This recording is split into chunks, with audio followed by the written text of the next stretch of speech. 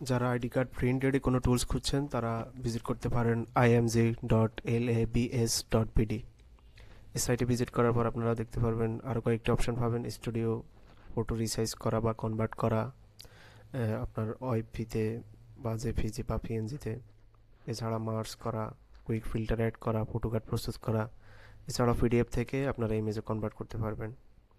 ID card print করার জন্য আপনারা আইডি কার্ড প্রিন্ট অপশনে প্রেস করবেন, করার পর আপনার আইডি কার্ডের ফার্স্ট পার্টটা ফার্স্টে আপলোড করবেন বা অথবা ড্রাগ অ্যান্ড ড্রপ করলেও হবে।